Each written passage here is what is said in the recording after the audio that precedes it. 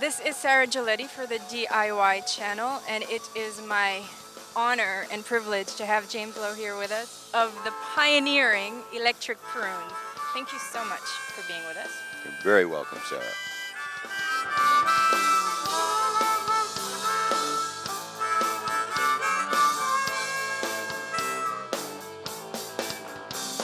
Just stroll the street and waits to meet the guy who will save us soul.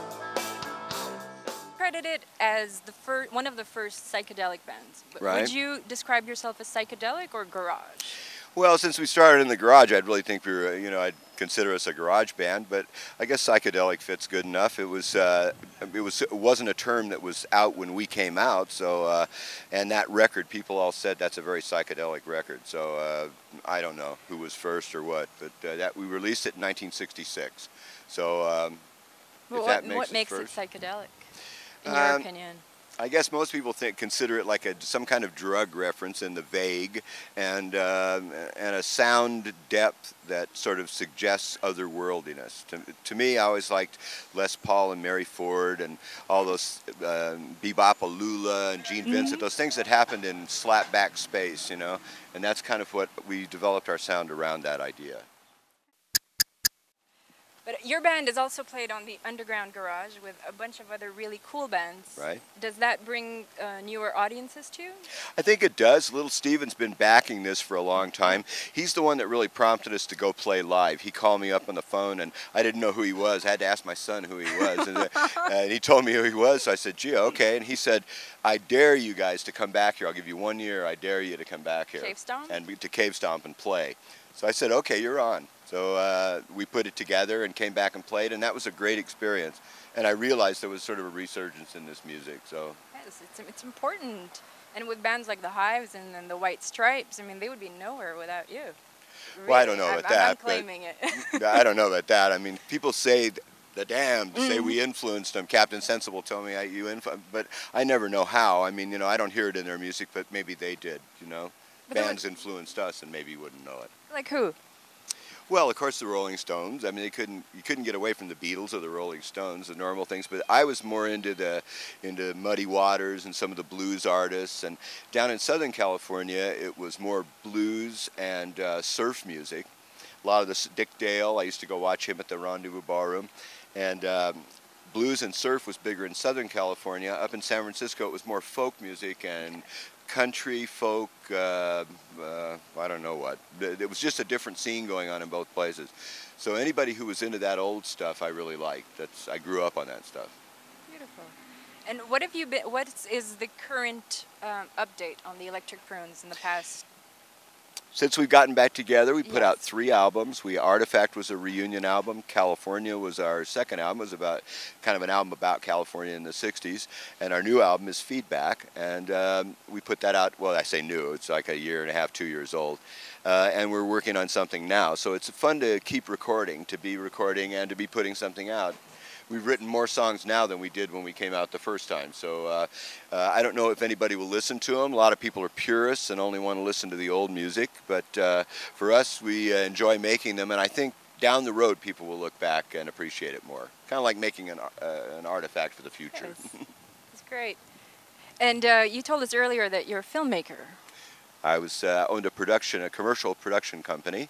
I started off after the music business producing records and engineering records for other groups. And then I decided I wanted to go into film, so I started producing and directing children's shows. I did Winnie the Pooh for Disney, if you can believe that. And then I opened up a commercial production company. So for 20 years, I produced and directed television commercials. Fabulous. Anything we might have seen? No. Chevy trucks, F310, gasoline, I don't know. Nothing interesting. Do you have any words of advice to younger bands? Anything they should listen to, or how they should approach music? Or? I do. I've said this before. I always tell younger bands, do never give up. You never know where a break will come from. You never know who will be listening. And you never know that silly thing that you think is a no-good song suddenly could turn into something for you. So the main thing is to just keep doing it. And it'll pay off. Something will happen for you. Here from California with Electric Prunes. Hello, Montreal! You've been wanting to come here for a long time. It's really good to see you. Now we'll tell you about an old girlfriend.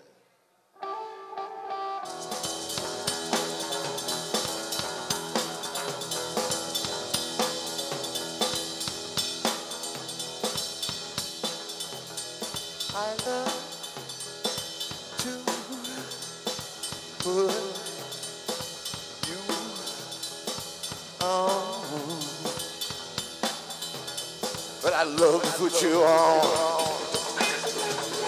but I love to put you on. But I love to put you on. But I love to put you on. But I love to put you on. Right.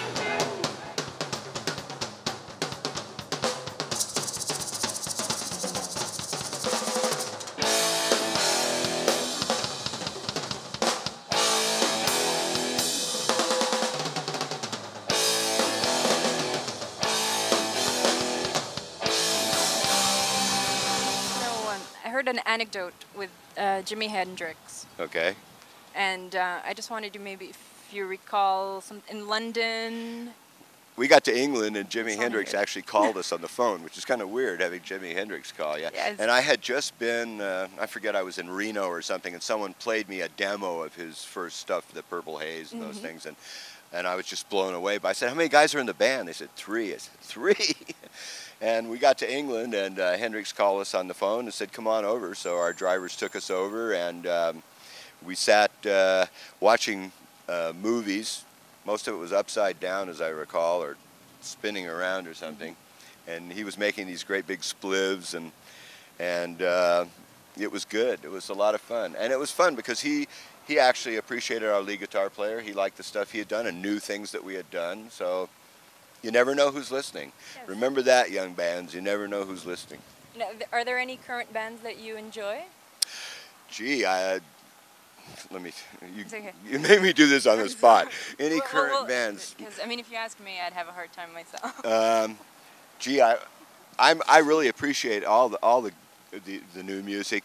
We played in Wolverhampton, and some guy's at the bar, and he comes up to me and says, "I'm in this band Coldplay." Our son was playing with us then. I didn't know who Coldplay was, you know, and then suddenly they become huge. So I think everybody's doing interesting stuff. The Strokes, the Hives, the Killers.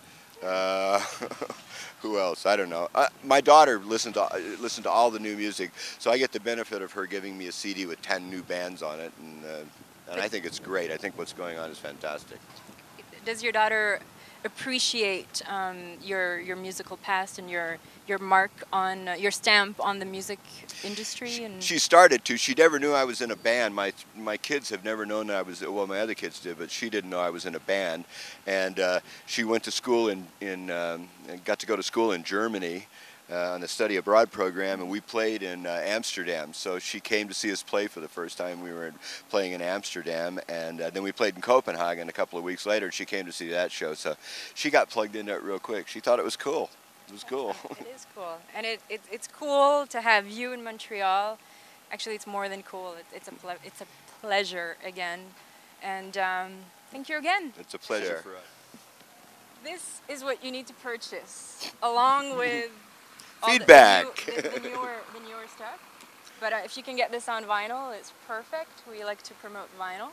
And the newer stuff, is it available on vinyl? Yeah, can I tell you our website is Absolutely. www.electricprunes.net or myspace.com/prunetwang, PRUNETWANG.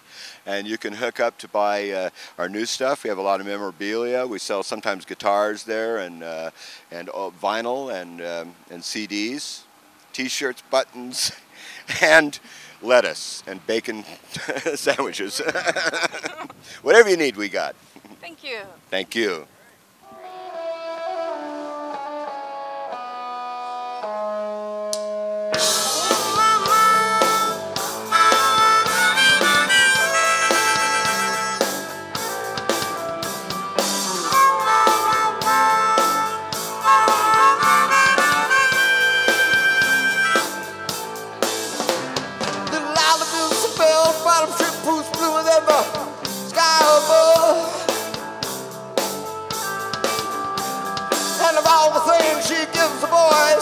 They shy away from her sweet love.